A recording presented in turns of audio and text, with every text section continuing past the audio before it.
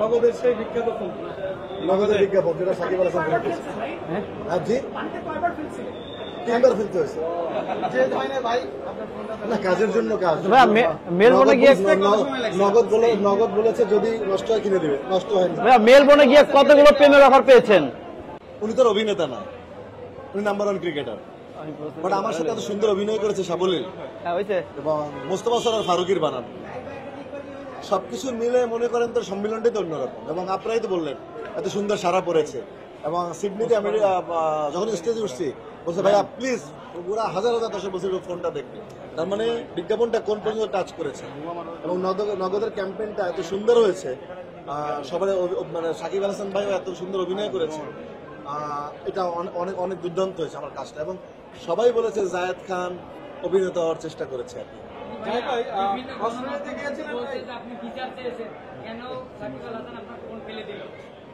এটা তো কারিশমা ছিল, এটা একটা ধরনের বিজ্ঞাপনে তো অনেক কৌশল হয় না, এটা আমার বিজ্ঞাপনটাকে আপনাদেরকে আকর্ষিত করার জন্য একটা কৌশল মাত্র। হানিমুনে কোথায় গেলাম? অনেকে বলা বলি করতেছে আপনি নাকি হানিমুন থেকে ফিরলেন আজকে। শো করে ফেললাম এতদিন, হানিমুন করলে তো আর শো কিভাবে হলো? তাহলে ওখানকার গণমাধ্যমে লিখতো না, ওখানকার তো স্থানীয় গণমাধ্যম আছে।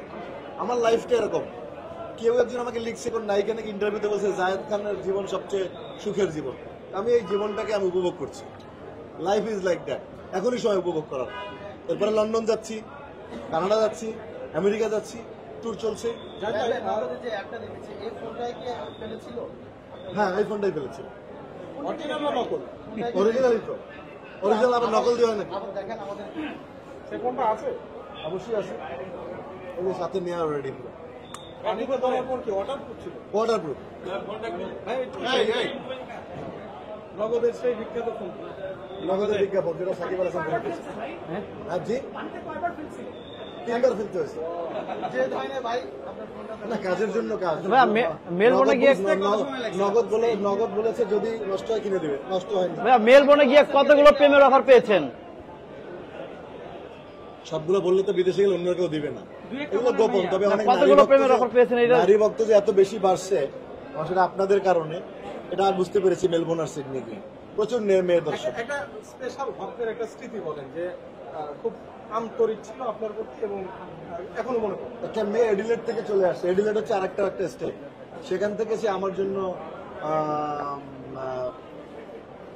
ছবি বানিয়ে আমার অটোগ্রাফ সহ সেখানে চলে এসছে এবং সে পুরো অনুষ্ঠানটা উপভোগ করছে। এবং যতক্ষণ পর্যন্ত না আমি সে গ্রিন রুমে আমার আসছে দেখা করতে পারছি, ততক্ষণ সে লাইন থেকে সরেনি, এতবার সরিয়ে এসেছে সরেনি।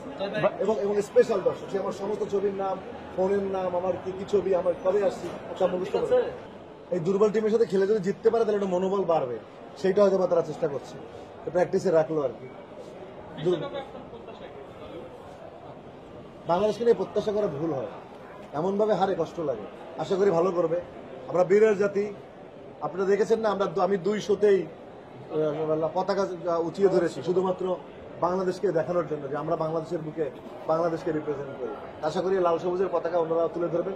পলিটিক্স বাদ দিয়ে সর্বোচ্চ খেলার চেষ্টা করেন। টিমের মধ্যে পলিটিক্স অলরেডি ঢুকে গেলে কিছু দেখে এত খেলোয়াড়দের মধ্যে এত ছন্দমত খেলার।